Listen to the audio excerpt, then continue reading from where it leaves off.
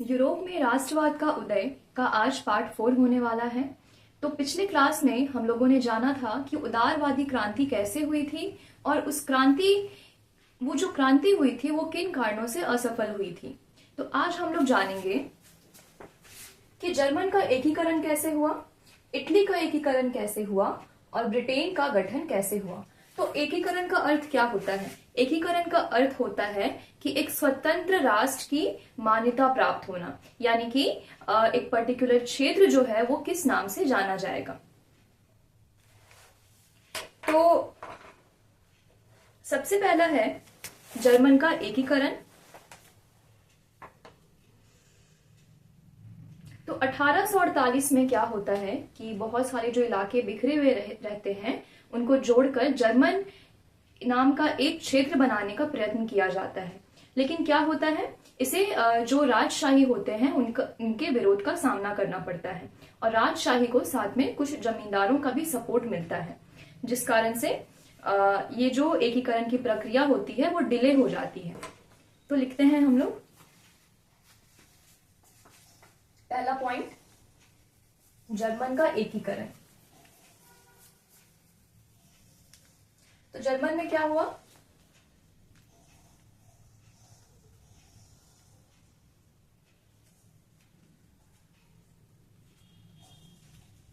कई क्षेत्रों को जोड़कर एक महासंघ बनाया गया और ये जो महासंघ था उसे जर्मन नाम दिया जाना था। लेकिन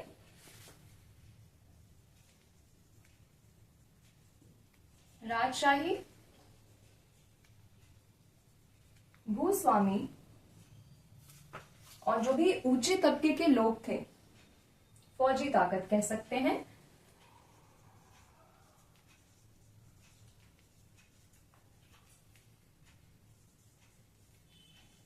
इनका विरोध होता है और ये जो क्रांति होती है 1848 की क्रांति, इसका समापन हो जाता है।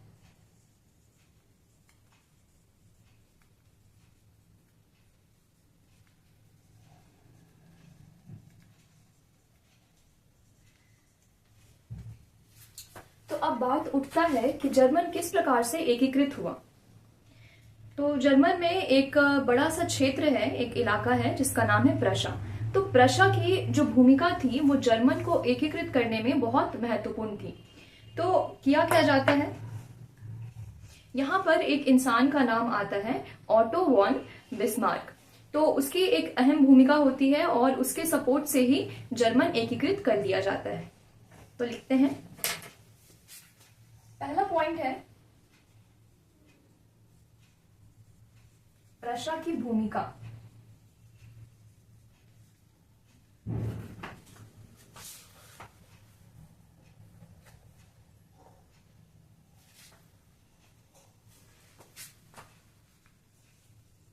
जिसमें ऑटो वॉन बिस्मार्क का नाम लिया जाता है। इस व्यक्ति ने क्या किया? इस व्यक्ति ने प्रशा की सेना का सपोर्ट मांगा और इसे मिला भी।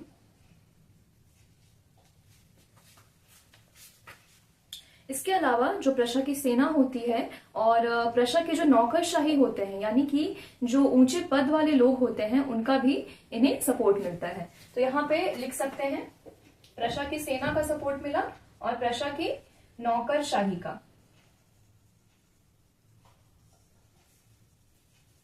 अब क्या होता है, 7 वर्ष तक युद्ध किए जाते हैं और ये जो विद्रोह होता है ये ऑस्ट्रिया, डेनमार्क और फ्रांस के खिलाफ होता है, जिस युद्ध में प्रशा की जीत हो जाती है।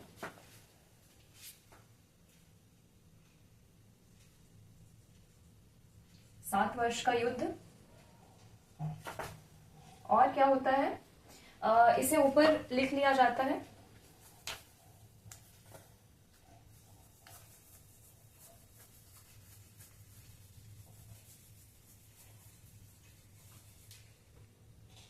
अब क्या हुआ, 7 वर्ष तक युद्ध जिसमें फ्रांस, ऑस्ट्रिया और डेनमार्क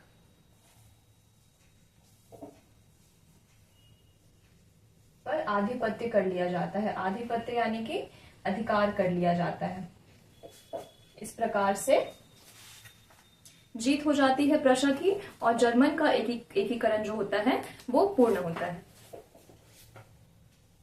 तो ये जो भी क्रांति हुई, क्रांति कह सकते हैं, विद्रोह कह सकते हैं, ये सफल हुआ और प्रशा की जीत।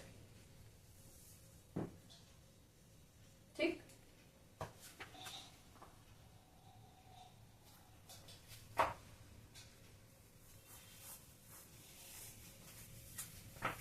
अब यहाँ पे एक तरीके का सेरेमनी होता है जहां पे राजा की ताजपोशी की जाती है।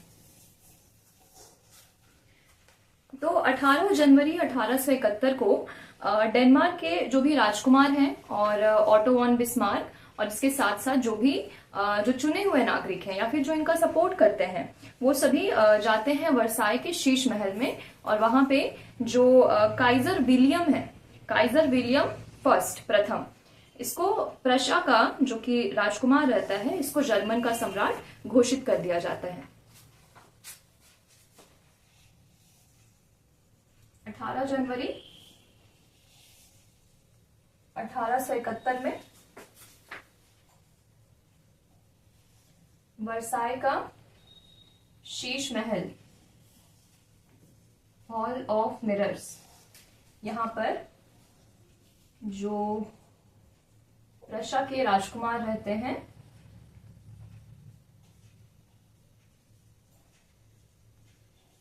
काइजर विलियम वन या फिर काइजर विलियम प्रथम को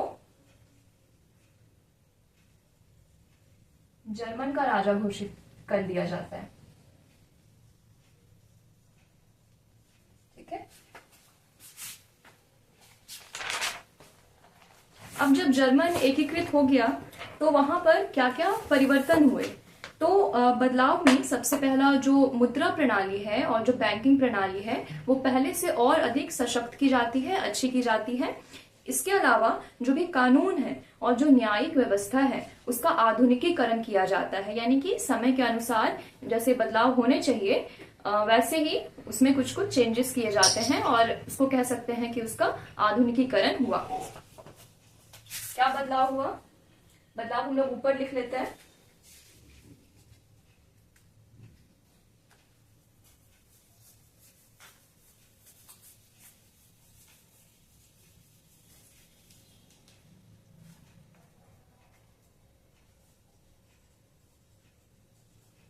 बदलाव में पहला मुद्रा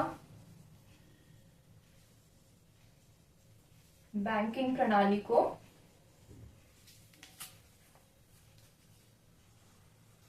सशक्त किया गया, उसको और अच्छा किया गया। दूसरा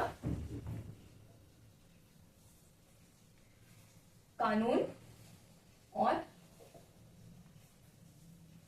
न्यायिक व्यवस्था का आधुनिकीकरण। तो जर्मन का जो एकीकरण हुआ उसमें हम लोग देख सकते हैं कि प्रशा की बहुत महत्वपूर्ण भूमिका थी और एक तरीके से उसी के कारण क्या होता है, जर्मन का एकीकरण संभव हो पाता है। अब हम लोग सेकंड पॉइंट में चलते हैं, इटली का एकीकरण।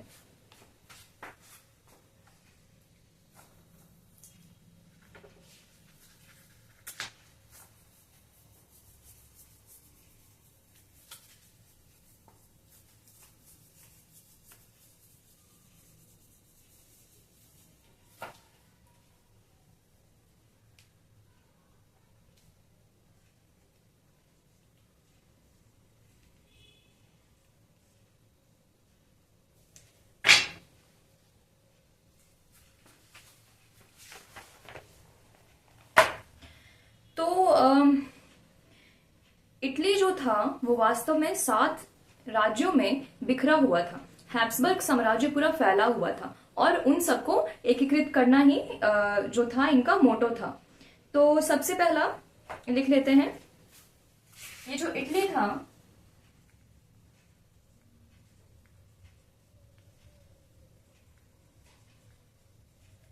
हैब्सबर्ग साम्राज्य में बिखरा हुआ था, या फिर आप लोग यूं कह सकते हैं कि ये 7 राज्यों में बटा था।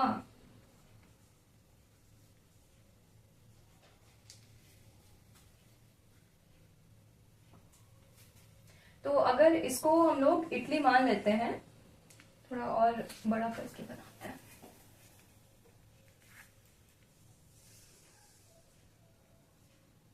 तो ये मान लीजिए अगर इसको इटली माना जाए जिसमें कि 7 अलग अलग राज्य हैं, तो इसका जो ऊपरी इलाका है, ऊपरी इलाका पे किसका अधिकार है? हैब्सबर्ग साम्राज्य का।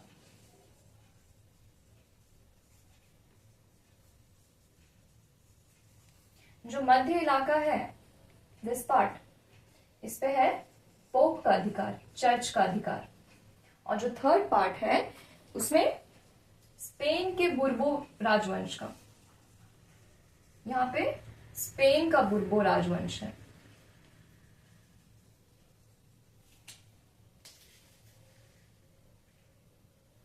तो संपूर्ण इटली में यहां पे देख सकते हैं कि अलग अलग साम्राज्य का शासन है, और इसका एक जो क्षेत्र है सार्डिनिया पीडमोंट, सिर्फ उसमें ही इतावली राजघराने का शासन था।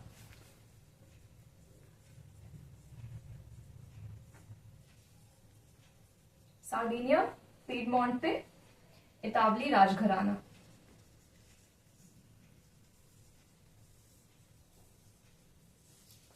ठीक,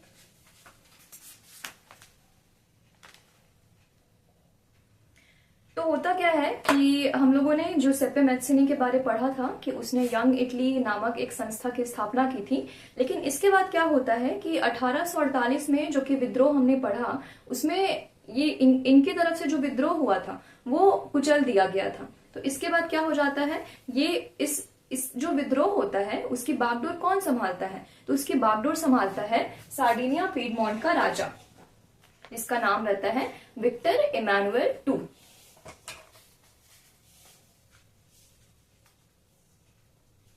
तो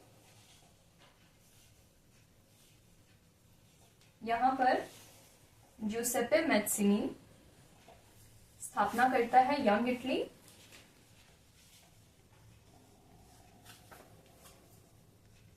और 1848 की क्रांति में इसे कुचल दिया जाता है। ठीक है, आगे हम लोग लिखते हैं,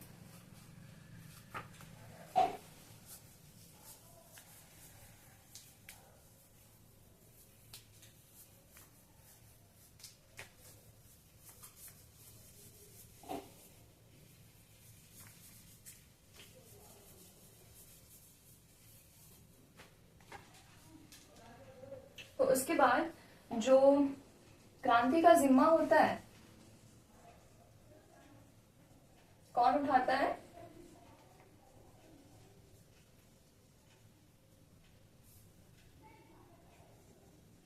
सार्डिनिया पीडमोंट का इतावली राजा विक्टर इमैनुएल टू।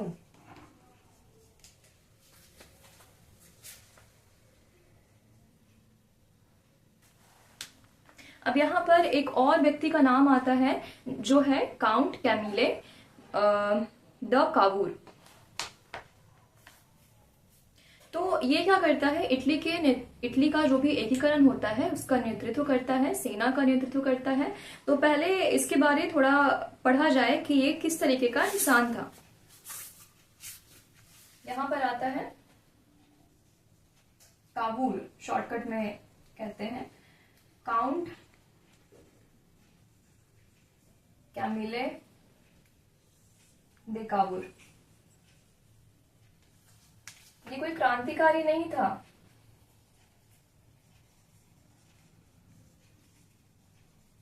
और इसके अलावा ये गणतंत्र में विश्वास नहीं रखता था, गणतंत्र में अविश्वास।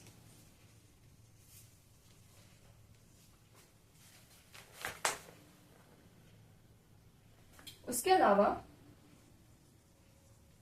वो इतावली से अच्छा फ्रेंच बोला करता था। ठीक है, फ्रांस की भाषा वो ज्यादा बोलता था। उसके बाद भी ये सपोर्ट करता है विक्टर इमैनुअल का। ये क्या करता है, फ्रांस के साथ मिलकर एक कूटनीति वाली संधि करता है, और उस संधि के बाद क्या होता है, ये ऑस्ट्रिया के जो भी बल होते हैं ऑस्ट्रिया को हरा देता है और एक तरीके से ऑस्ट्रिया पे अपना अधिकार कर लेता है। फ्रांस से कूटनीतिक संधि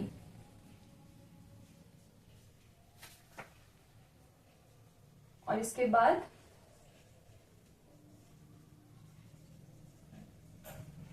ऑस्ट्रियाई बल को हरा देता है ये।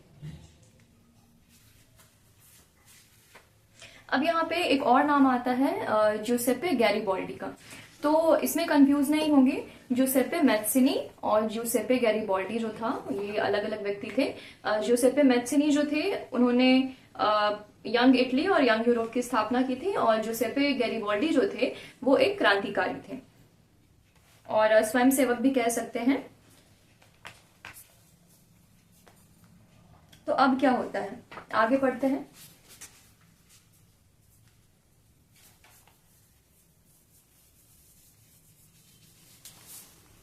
एक्सरसाइज में शायद काबुल के बारे कहा गया है लिखने को, तो ये पॉइंट आप लोग डाल सकते हैं।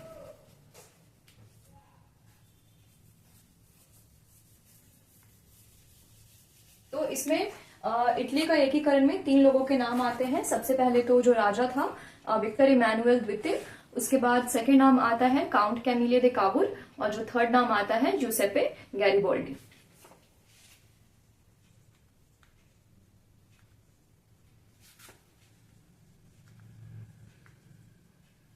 जूसेप्पे गैरिबॉल्डी जो रहता है वो स्वयं सेवकों का नेतृत्व करता है। अब स्वयं सेवक क्या होते हैं, ऐसे लोग जो कि खुद को देश को अपना मानते हैं और देश के लिए अपने प्राण न्यौछावर करने को भी तैयार होते हैं। तो इसमें जनरली युवा वर्ग रहते हैं, तो उसका नेतृत्व जूसेप्पे गैरिबॉल्डी कर रहा था। उसके बाद 1860 में क्या होता है, ये दक्षिणी इटली जूसेप्पे गैरिबॉल्डी दक्षिणी इटली और सिलेसिया के कुछ कुछ क्षेत्रों में ये लोग घुस जाते हैं और स्पेन के राजा को हरा देते हैं। स्पेन के राजा को हराने के बाद वहां के जो किसान रहते हैं, या तो आप कह सकते हैं जनसाधारण ही होते हैं किसान वर्ग, तो उनका ये सपोर्ट प्राप्त कर लेते हैं। तो एक तरीके से अपना ये जो सर्कल है उसमें वृद्धि कर रहे हैं। 1860 में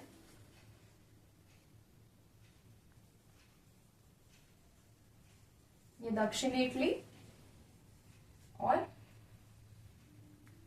सिसिली राज्य यहां पर ये प्रवेश कर गए। उसके बाद क्या हुआ,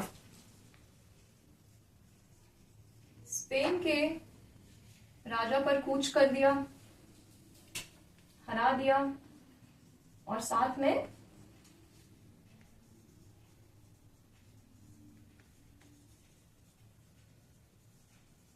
किसानों का समर्थन भी ये प्राप्त कर लेते हैं।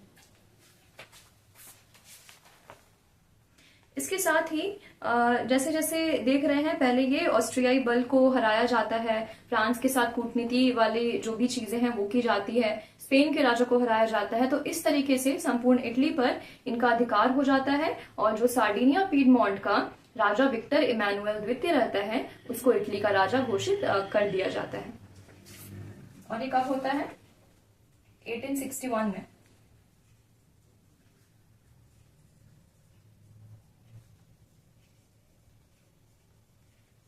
विक्टर इमैनुअल सेकेंड को इटली का राजा।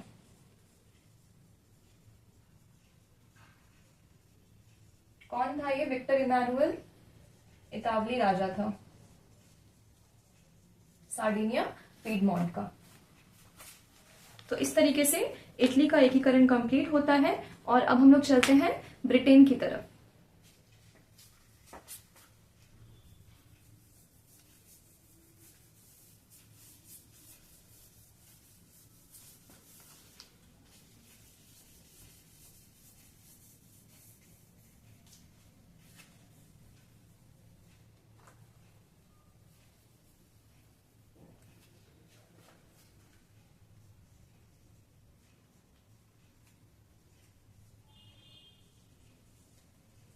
ब्रिटेन का गठन। तो इसको अगर शॉर्टकट में समझाया जाए तो 18वीं शताब्दी से पहले ब्रिटेन जैसा कोई क्षेत्र था ही नहीं और अलग अलग क्षेत्रों में अलग अलग भाषाएं बोली जाती थी। कहीं पे आयरिश भाषा बोली जाती थी, कहीं पे अंग्रेजी बोली जाती थी, कहीं पे स्कॉटिश बोली जाती थी। तो इस तरीके से अलग अलग भाषाओं का और अलग अलग लोग के जो विचारधारा थी उसका प्रसार था। उसके बाद क्या होता है कि इंग्लैंड जो क्षेत्र रहता है, जो इलाका रहता है, वो सत्ता में आ जाता है। तो पहले हम लोग पॉइंट नोट करते हैं। फर्स्ट पॉइंट क्या है? 18वीं सदी में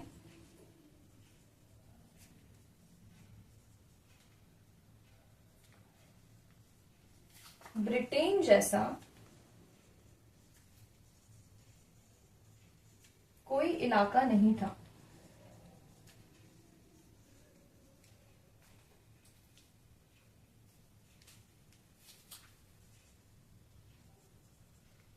अलग अलग भाषाएं बोली जाती थी। आंग्ल भाषा, आयरिश,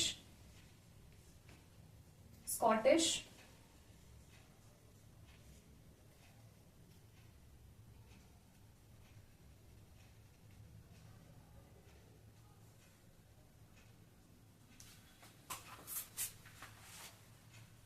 तो उसके बाद क्या होता है?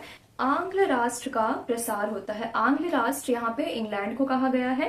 वो क्या होता है? उसके धन दौलत में वृद्धि होती है। इस तरीके से वो अपनी सत्ता को भी फैलाने लगता है और 1688 ईस्वी में 1688 ईस्वी में वो राजतंत्र को एक तरीके से कहा जाए तो राजतंत्र की सत्ता को हड़प लेता है, उस पर अपना नियंत्रण कर लेता है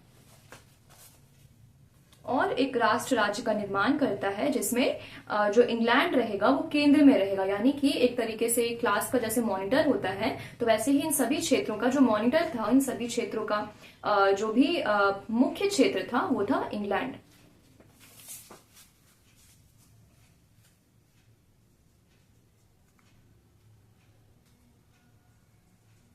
तो जो आंग्ल राष्ट्र है वो क्या करता है? उसकी धन में वृद्धि, शक्ति में वृद्धि और 1688 ईस्वी में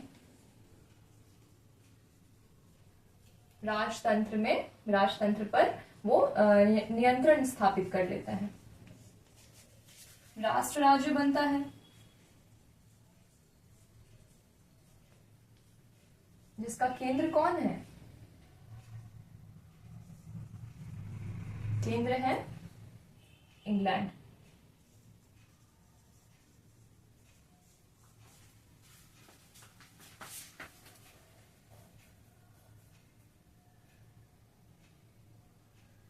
अब क्या होता है? इंग्लैंड और स्कॉटलैंड के बीच आपस में एक संधि होती है 1707 ईस्वी में, जिसको कहा जाता है एक्ट ऑफ यूनियन। यानी अब ये जो दो क्षेत्र हैं वो आपस में मिलकर रहेंगे और इन दोनों को मिला के जो क्षेत्र बनता है उसका नाम रखा जाता है United kingdom of great Britain. ठीक,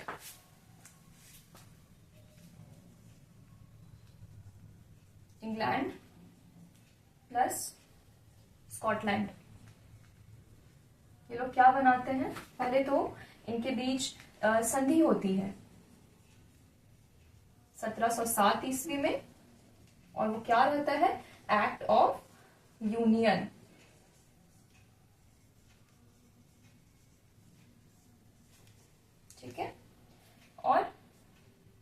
आगे लिखते हैं हम लोग।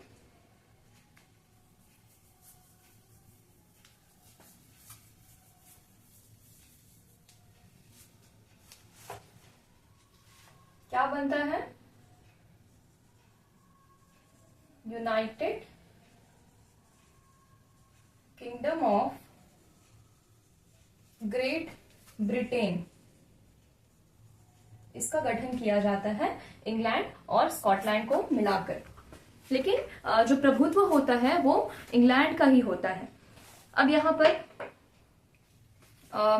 स्कॉटलैंड में अंदर ही अंदर विद्रोह स्टार्ट हो जाते हैं। विद्रोह क्यों होते हैं?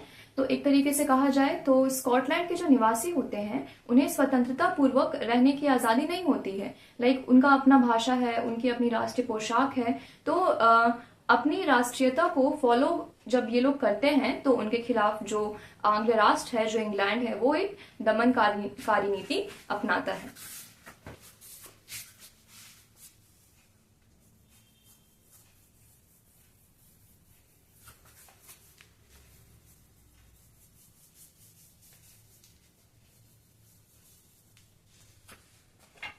क्या हो रहा है यहाँ पर?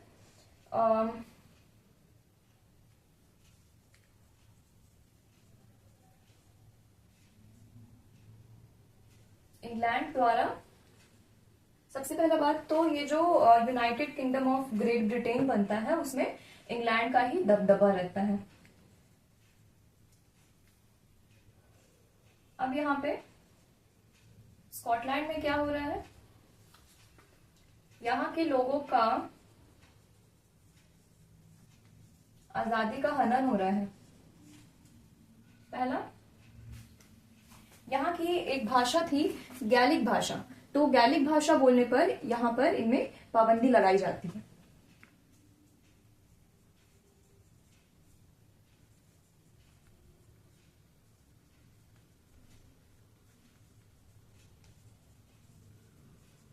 इसके साथ इनका एक राष्ट्रीय पोशाक होता है।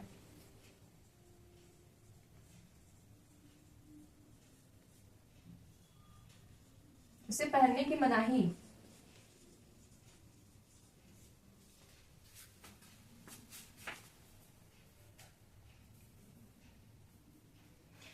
जिससे क्या होता है, बहुत सारे जो स्कॉटिश होते हैं वो अपने जो उनका जो वतन होता है उसको छोड़ने पर मजबूर हो जाते हैं।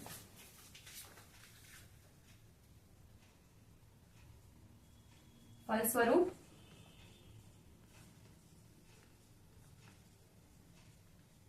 वतन छोड़ने पर मजबूर।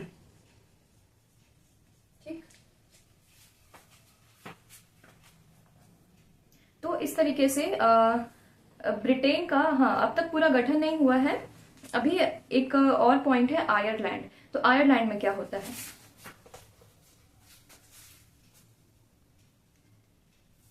तो ये तो बात रही स्कॉटलैंड की और इंग्लैंड का दबदबा था। अब आयरलैंड पर भी इंग्लैंड का दबदबा रहता है। Second point is Ireland.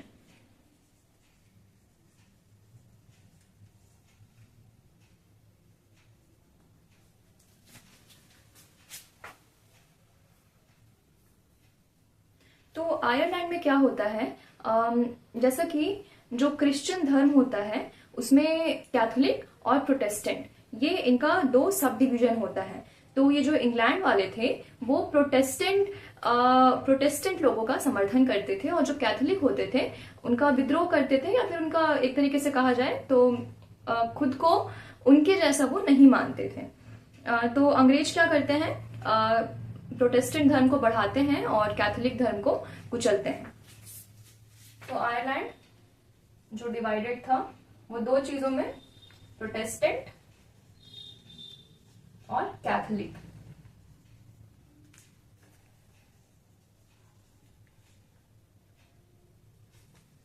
तो पहला जो है, क्या करते हैं ये, यहाँ पर पहले से ही दंगे होते हैं प्रोटेस्टेंट और कैथोलिक को लेके। उसमें से एक नई ताकत आती है बाहर से, इंग्लैंड, और वो क्या करती है, प्रोटेस्टेंट धर्म का समर्थन और कैथोलिक का विद्रोह करती है।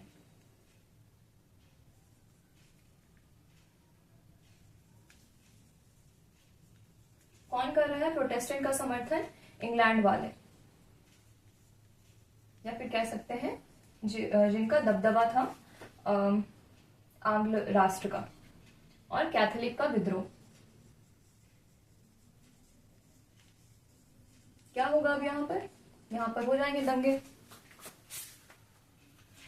तो उसके बाद एक व्यक्ति है वोल्फ टोन, वो क्या करता है, यूनाइटेड आयरिशमैन इसका गठन करना चाहता है, और लेकिन इसके ये जो होता है इसका विरोध, उसको दमन कर दिया जाता है और इनका विद्रोह असफल हो जाता है। क्या चाह रहे थे वोल्फ टोन? आयरलैंड निवासी, और उनका नेतृत्व कर रहे हैं वोल्फ टोन, चाहते थे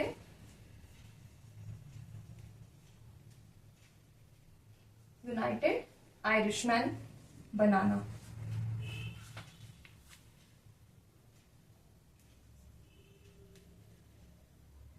ठीक है, 1798 में, लेकिन असफल हो गया विद्रोह, आयरलैंड एकीकृत नहीं हो पाया, और 1809 में यूनाइटेड किंगडम में आयरलैंड को जबरन डाल दिया जाता है, उसको शामिल कर लिया जाता है। 1809 में आयरलैंड को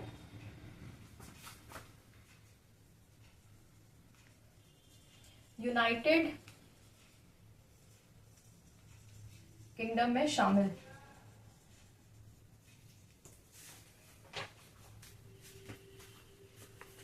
इस प्रकार से ब्रिटेन का निर्माण पूरा होता है। वहां पे जो इंग्लैंड वासी है अपनी सत्ता बनाए रखते हैं। एक राष्ट्रीय झंडा बनाया जाता है, यूनियन जैक, और इसके अलावा राष्ट्रगान भी गाए जाते हैं।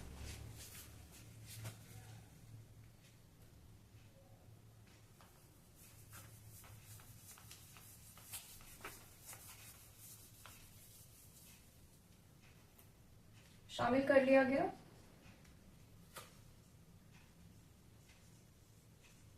राष्ट्रगान गाए गए, बनाए गए,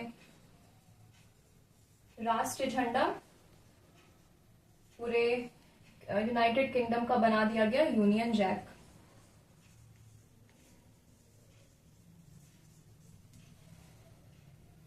और प्रभुसत्ता किनकी रही ब्रिटेन पर? यस, इंग्लैंड की।